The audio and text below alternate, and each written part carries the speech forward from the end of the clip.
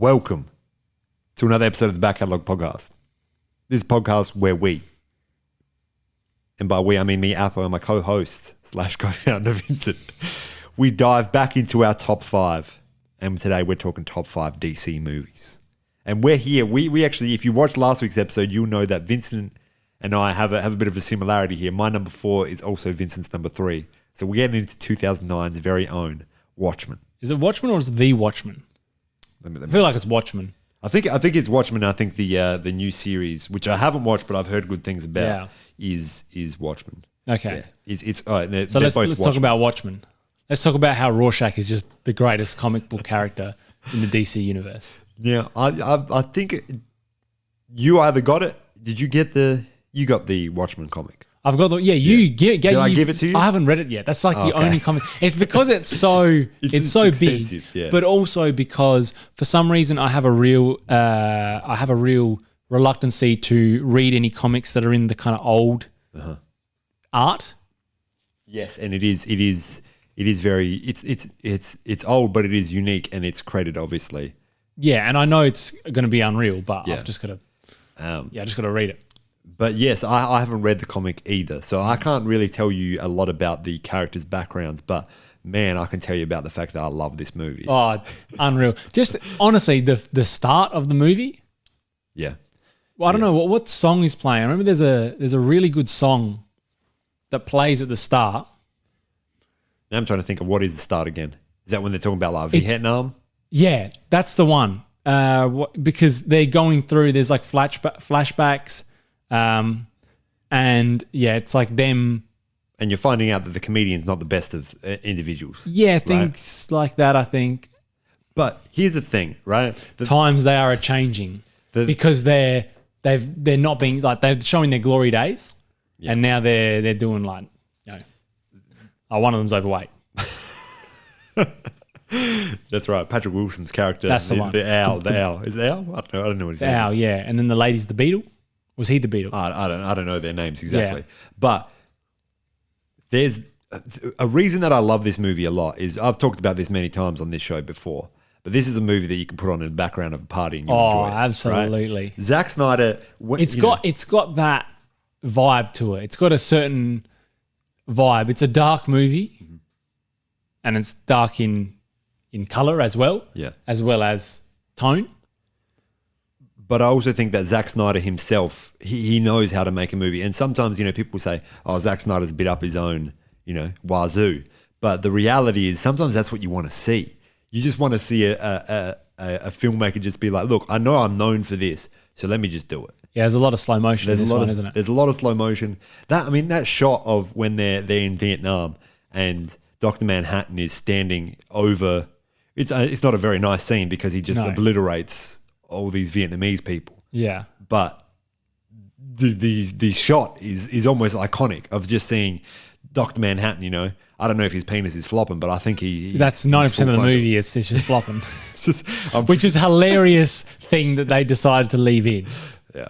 Like just because my man's is blue, they got to have his penis out the whole movie. Well, I mean, mans don't have underwear in his dimensions. I know he doesn't go to dimensions as such, but he probably does. Probably does. Dr. Manhattan is wild. The thing that makes this comic, this movie great is that for someone who had never seen these characters before, there's no way that I would have heard of these characters either. No. Like, Superman, if you hadn't even seen a Superman thing, comic, Superman. You know Superman just from pop culture, just from people saying, he's as strong as Superman or whatever. You don't know about Rorschach. You don't know about... What's the comedian? The comedian. What's the Beetle? The dude that's the bad guy. Yeah, what's his name? I don't know. It's some like real. Like the 1%er. He's the one. He's the one. He's just like the 1% of society. Yeah, but you don't know about these characters, so you go in there and you're learning so much about them, and you realize, man, these are not like any comic book characters that I've seen before. No, that's right. They're all depressed. That's right. But the premise is that they are stock standard comic book heroes. But, they were. Yeah. And now it's kind of after and seeing and, the comedian dies and he's a dirtbag as well. He's an absolute dirtbag. Yeah. I wish that I'd watched it more recently than I did. Yeah. But I love the look of this movie. I love looking back at, like, the first experience that I had with Watchmen was not even watching it. It was like seeing pictures of it in probably like an Empire magazine or something. Yeah. And I was like, what is this wild universe that they've got? Because it's not like they're in space or they're anywhere else. They're in, the 1950s in the United States of America. They're in the 1960s, whenever they were. I was like, is it going to be a time traveling movie? Is it going to be this? Is it going to be that? And then when you go into it, you're just like, it all fits so perfectly together. I wish that I'd read the comic book leading into this, but I also wish that I'd watched the new TV show as well. Yeah, apparently it's really good, and apparently it's not based on anything. It's just fresh content. And I think which is pretty cool. It is. I think that it's based later on in the. Maybe, I don't know. And it's the idea that I think people are more becoming vigilantes, and they're trying to stop. I don't know, but apparently it's really good, and it's got great actors in it as well. Yeah. Which, shout out to this movie for having some great actors in it too. Yeah. I can't name all of them, but Patrick Wilson's in this. Patrick Wilson's in this. The man that plays Dr. Manhattan, he's good. Yeah. He's from he's the Flash's father in the Justice League movies. I don't know his name though. Okay. You've got. I'm not interested in the actors, to be honest. I couldn't care less. Oh, I'm trying to think. But anyway. No, there's actors and actresses. There's actors. Oh, they got them. They've got them. They were able to get them. Would you say that this movie couldn't have been done by anyone else other than Zack Snyder, or is that just because that's the only version of that movie that we got? I think you could have got a Christopher Nolan type head to do it. Yeah. But I think the slow motion really, I don't know, it really kind of accentuates it's almost a bit tongue in cheek, some of it, because it's, I mean, like I said, yeah, we haven't read the comic, but it seems like a bit of a, I don't know, satire of superheroes. Yeah. You know what I mean? I could be completely off, and like in the comments below, like, let's start an argument. We don't have the funds nor the nor the capacity to like deal with that sort of argument though. No, but I can do it, bro. You can do it? I might not do it well, but I'll do it. You do it. That's fine. I'll do it. That's fine. And yeah, it seems like the more tongue-in-cheek aspect of it suits the slow motion that Zack Snyder has. I think that Zack Snyder as well, not just in regards to the slow motion stuff, but the way that he frames things and puts things onto screen. It's the same as when he made 300 as well. It's as if he wanted to get whatever he had in his mind. He read the comic 10 years ago, and he wanted to get that idea that he has in his mind. Because when you read something 10 years ago, you have an idea of what it looks like. Yeah. And in your mind, it's always more epic than it actually is. Yeah. And he wanted to put that into every single frame of this movie. And I think back in the early 2000s, the same with 300 as well, those things work a lot more. And the reason that you can go back, I feel, to Watchmen now and still enjoy it is because you could say, you know what, this is a 2008 superhero movie, and it fits in that era, like in that era of superhero movies. Yeah. But also, that's it. It fits in that era of superhero movies, but also it just looks amazing. So it's going to stand the test of time. Yeah. You know what I'm saying? Yeah, I think if we rewatched it, I think we might not even like it. I think we'd like it. Well, the thing is, the challenge with it is I can't really think too much about the story because it's so wild and convoluted. It's so wild, yeah. Dr. Manhattan's doing Dr. Manhattan things. Yeah. I mean... Well, how does he die? How does he turn it? He goes into he gets in some accident? Yeah, some sort of accident, and he turns blue. And he turns blue. His penis is just out. His penis is out. Yeah. If you're Dr. Manhattan, you're walking around with that. Sure, that's why he goes to space, you know. I know there's a frame from the comic where he's just on the moon. He's like, I can't deal with these people anymore. I can't deal with these people anymore. Well, they're just looking at my penis all the time. Yeah. But your man Rorschach? Yeah, Rorschach is my favorite. Yeah. He's just so, you know, he's so on edge. He's ready to go. He's ready to blow up at any moment because he's just fed up with the world, and I don't know. There's just something about him. Is it the fact that he has one of the most iconic lines of all time? Like, I'm not stuck in here with you. You're stuck in here with me. Yeah. That's iconic. That is iconic. But also the fact that this man just has spray cans and flames. Like he's just doing flames. That's right. Like he doesn't have any powers. No. He's just got a mask that changes. Man's just wild. Yeah, he's just an angry man. Yeah. I don't know what he's angry about, but he's angry. He's most definitely angry. He's just angry at the status quo. Now, Vincent, we need to go back and watch The Watchmen so we can do a proper review of this because I can't think of that much right now. Yeah, I agree. But I'm going to get into my number 3, Vincent, because we got some ground to we got so many comics to go over, but also we got so many things to do tonight. So I'm going to get to. So we got 3. things. Now, my number 3, we didn't actually talk about this before, or we did, but we didn't actually come to the conclusion as to whether we could do animated or not. Oh, yeah, that's right. So I decided no. But I have decided yes. So, each their own is what we said here. So my number That's 3 right. is 1993's very own Batman Mask of the Phantasm. Okay, I've never seen this Now, movie. let me show you the picture and you'll say I've seen the picture. I probably have. I know the rough animation style that it is in. It is because I think I've got the Batman character in my head. It is of the Batman, like the original animated series. Yeah. It stars Kevin Conroy, who is the voice of the Batman that we know. Oh yeah, I've seen that. That we know from the animated. And I think Kevin Conroy is one of the best, has one of the best Batman voices of all time. It's iconic. Have I seen this Mask of the Phantasm? I feel like I almost have. So the reason that I like this so much is a bit of a sentimental thing. I remember having this on video and watching this a lot. Now, it is very much of the time because there's one scene where Batman's love interest comes in and he's doing he's doing some moves, right? And he's just jumping from one spot to another and he's going, yeah. And she's like, she's like, what are you doing, Bruce? And he's like, I'm doing jujitsu. And I was just thinking, dude, I could have knocked Bruce Wayne smooth out if he's approaching things like that. But that's hilarious. That's not a slight on this movie. The idea of it is there's this is early animated Batman series. Everything's about the mob. Things aren't as fantastical as universe ending or world ending. It's about those criminals that are realistic within a space, like the mafia, right?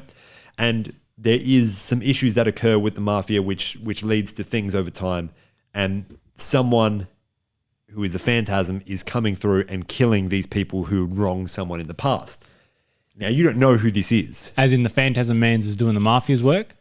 Or he's doing the vigilante work, but killing people instead. But killing people who are bad people. Okay. But this is for crimes and things that they did many, many years ago, and there may be some personal reasons as to why they're killing them. I mean, we're doing spoilers for these. Is this a lady, isn't it?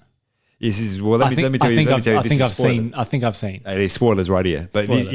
it is the lady who's the daughter of someone and who is Batman's love interest. I think I have seen this movie before. Or Bruce Wayne's love interest. One of the reasons that I love it is because she saw him doing jujitsu and she's like, "Bro, this is the man for me." But she was also like, "I could do that." One of the reasons I love this, and it's not something that we've talked about a lot because we haven't done a Halloween specific episode, but I love me some horror movie things, and I was very scared of things when I was younger, but I always liked the idea of scary things. And the Phantasm is exactly that. Whenever the Phantasm's in a room, before you see the Phantasm, you see the smoke. Oh. And the character has that mask, which is like a skeleton mask. It's a cool character. It's a very cool character. Very cool character. And the hook arm. Yeah. And I'm wondering because obviously there probably was some comic book origins of it, but I also feel like this could have been something that was just made for the movie. Just made for TV. Made for TV. But I watched this in 2021. I rewatched this in 2021 again. Yeah, still holds up? And it's still really good. That's it actually cool. got me back into wanting to watch the Batman animated series, which was also good because, having Mark Hamill as the Joker, I think is one of the best voice actors of a Joker and just voice actors in general. The Joker does appear in this movie. Yeah, I just saw a screenshot of him. Is he a big part of it or he's just... He's not like a massive part of it, but he is involved, and there are links to him and the Phantasm. And I believe if my memory serves me well, they do meet up at some point. Yeah. But Joker's he's gonna find his way out of it. That's right. But I think that for anyone that is wanting to tread into Batman Beyond is also good, but Batman Beyond what you've seen in the Christopher Nolan movies and the Zack Snyder movies, and you want to head back to early days, I would say go to the animated series and also the like Michael Keaton Batmans and the Tim Burtons. They're fun. I've never seen those movies. I've seen, which is kind of wild. I've seen like Batman 89, which is the first Tim Burton one. I've probably seen that like 3 times, but the one with Jim Carrey and Tommy Lee Jones, yeah, I've probably seen that like 6 to 8 times. Good? No. Oh. As a kid, it was good. Oh, okay. As a kid, it was great. I used to love it, okay. But I don't know if it would be good now. Okay. Well, I've got to watch the Michael Keaton one because, it's Michael Keaton and it's classic. That is fun. And those old Batmans are just, the good thing about them was there was nothing like that. Yeah. Nowadays, and we'll get into this when I talk about the number one, nowadays, superhero movies, they follow a very similar, like there's the Marvel superhero movies, which are in tone and the way that they're presented all quite similar. Yeah. And there's the DC movies, which similarly... Which is a shame because you've got so many characters which have so much more depth than just, one kind of path that you can take them on. Like we had major criticisms of the Black Widow movie. Yeah. Which, it was exactly the same kind of cookie cutter formula that they used for most of the movies. But you had such a great character that you could have done something. Such a great character and such great backstory that had never been explored because you're just like, nah, bro, we don't talk about Budapest. Yeah. Yeah. What happens in Budapest stays in Budapest. Right. Until that movie. Yeah. Now, I can't remember exactly what I was saying, but those original, the animated one and the Burton ones, even though, you can look back on them and think, they're not the best, and the Schumacher ones as well. But they are their own Schumacher style. Ones? Yeah, I think his name was Joel Schumacher. He did like... The first one? No. He did like the nipples on Batman. I can't remember whether that was the... No, forget that. Yeah, it's good. It's good stuff though. You got to go back and watch it. I watched that. No, that's not good stuff. But it's all very specific and it's its own thing, which I think is great, which you don't get a lot of now in superhero movies. But Master of the Phantasm, that's 100% a recommend. It's not that long either. So you can watch it animated. Really it'd be an hour and a half or below. Yeah, 100%. Sure. I believe it's 1:30. Yeah, that's exactly on point. Let me have a look. That's right. It doesn't matter. Fans of the show, you see. We'll see it at the end of the show. You'll see. No, but that's, so how does it stack up to, I don't know. You said you've only got one anime, so I'm assuming Superman Red Sun. Did you watch that, Superman Red Sun, the animated? Oh, yeah, I did. I didn't really like it that much. Okay. But we watched The Killing Joke together. I've watched Justice League Dark Apocalypse War, which I actually really enjoyed. Oh, I haven't watched that. And I used to watch like the Batman animated series when I was younger and Batman Beyond, which Batman Beyond is top Batman tier Beyond stuff. Sounds cool, and that sounds like something I would like. You would as a like sci-fi it. head. Yeah, you would like it. And that's definitely a show that one needs to be watched, but also needs to be remade, in modern times. But Vincent, we are both now at our number 2s. Well, should we do some honorable mentions? I think we should do some honorable mentions first. Yeah. All right, I'll go first. I'll let you go first. I've got a So one, Snyder Cut was one of my honorable mentions. Yeah. But Shazam, yeah. We got to talk about this. Was almost my number 5, but now that we were talking Snyder Cut, it was my number 7 now. Oh, that's good. Roughly. But Shazam, that was just a good, fun movie. And going with what we were just saying before, how these movies are taking they're using the same trajectory and they're using the same approach. Shazam was one of the first ones that was like, you know what, let's just try something different. A little bit, even if it's a little bit different, let's try something. And it was good fun. That's right. It was absolutely good fun. Yeah. I remember not liking the ending that much. Because he's going up against like Grey Hulk and monsters.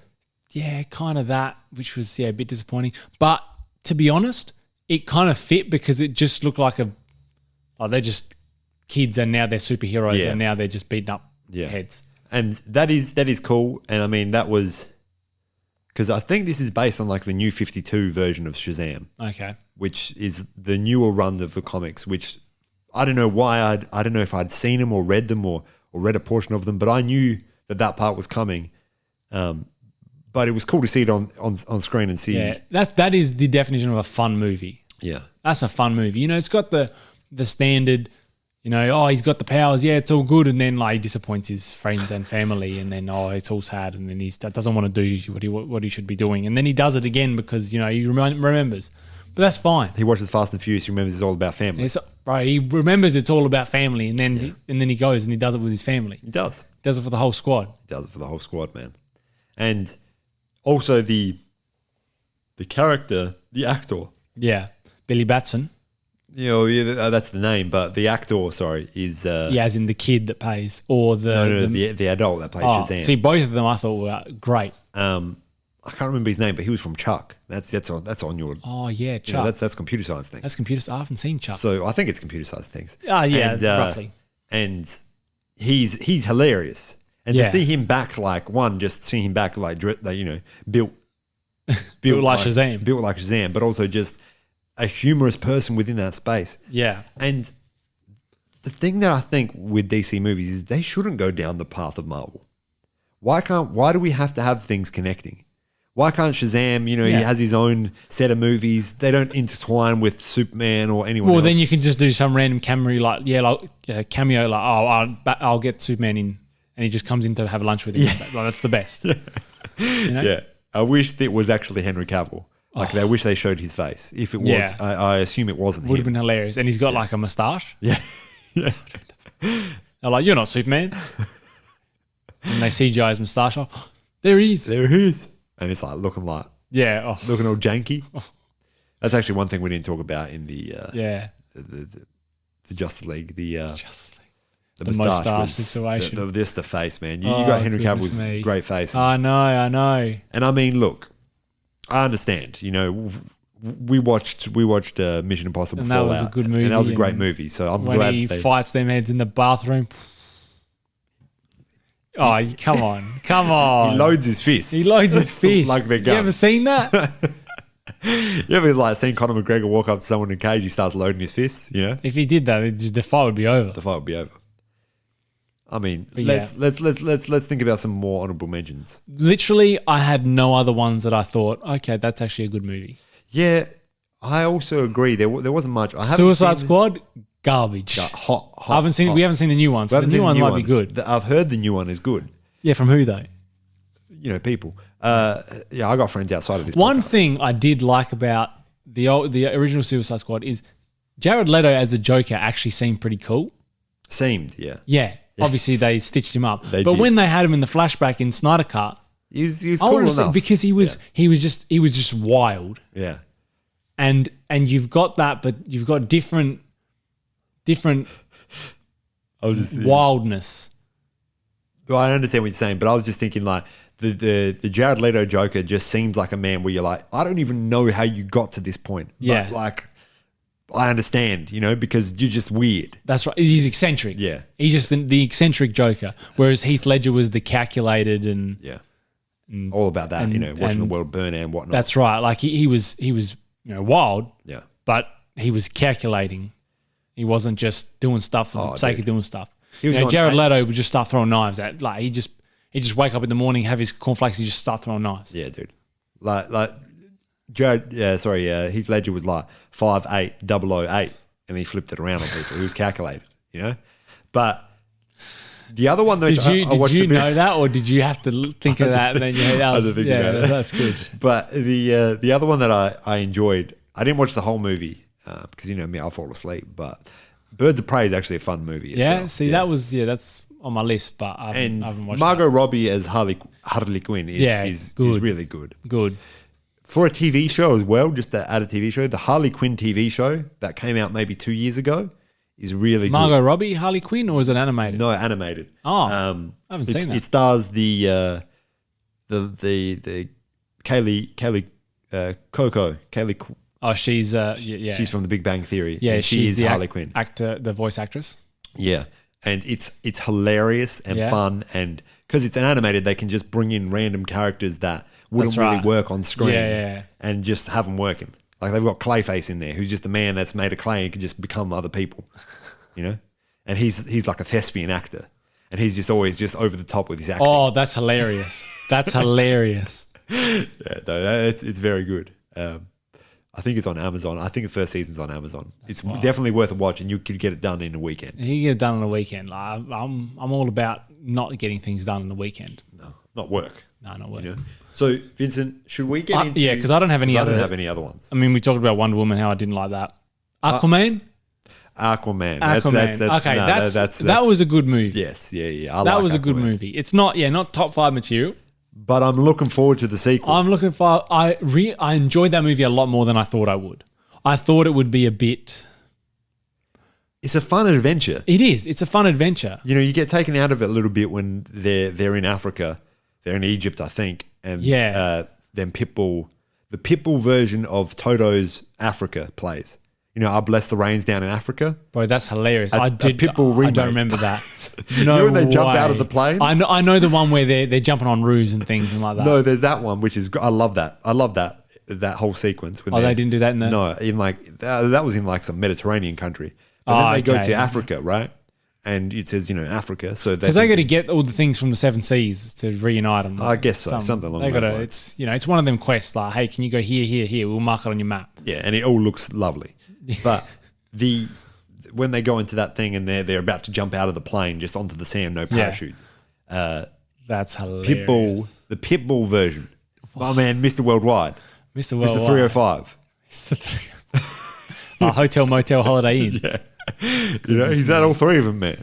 He's had all three of them. And then, I thought Pitbull was above a motel, but, maybe that's just what they got in that area. So... Or maybe he's just not picky. Maybe it's just the other thing I would say about that movie is the way that Black Manta's dad died was hilarious. Doesn't he get pinned in the... He just gets I don't know. I just remember being dumb. I thought he pinned himself or...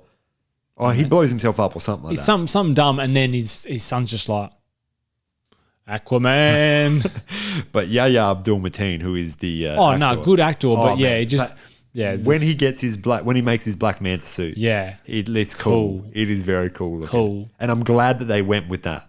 They went with it looking like, a dude in a big head.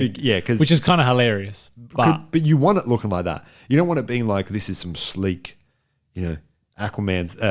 He looks like Black all the Manta other heads. Suit. Yeah, that looks like everyone else. Because when you start making things too sleek, it just looks the same. That's exactly right. You put 3 men in a suit, how can you tell the difference?